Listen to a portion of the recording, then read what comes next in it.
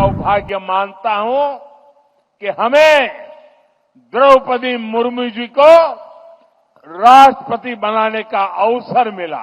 वो देश की पहली आदिवासी राष्ट्रपति है।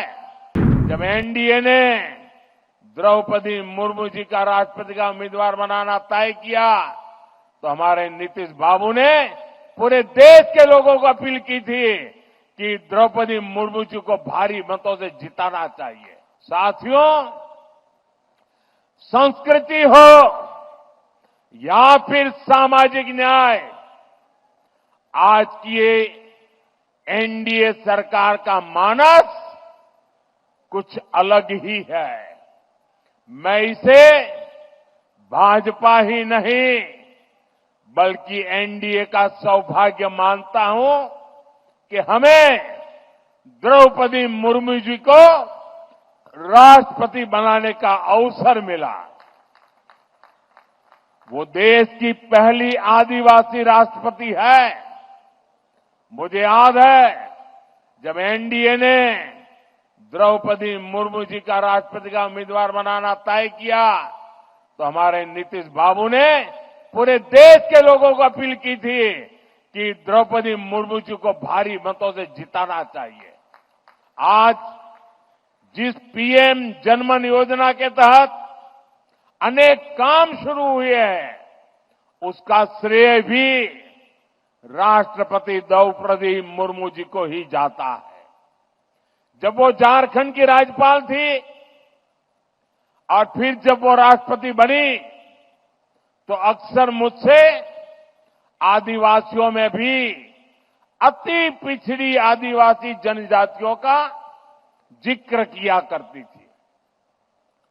इन अति पिछड़ी आदिवासी जनजातियों की पहले की सरकारों ने कोई परवाह ही नहीं की थी।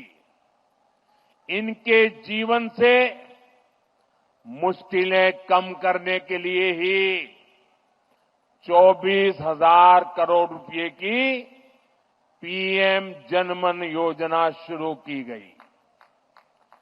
पीएम जनमन योजना से देश की सबसे पिछड़ी जनजातियों की बस्तियों का विकास सुनिश्चित हो रहा है। आज इस योजना को 1 साल पूरा हो रहा है। इस दौरान हमने अति पिछड़ी जनजातियों को हजारों पक्के घर दिए हैं। पिछड़ी जनजातियों की बस्तियों को जोड़ने के लिए सैकड़ों किलोमीटर की सड़कों पर काम शुरू हो चुका है। पिछड़ी जनजातियों के सैकड़ों गांवों में हर घर नल से जल पहुंचा है। साथियों, जिनको किसी ने नहीं पूछा, मोदी उनको पूजता है।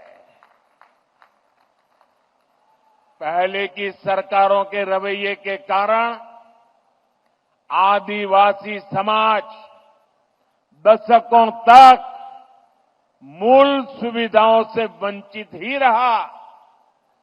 देश के दर्जनों आदिवासी बाहुल्य जिले विकास की गति में बहुत पिछड़ गए थे। अगर किसी अफसर को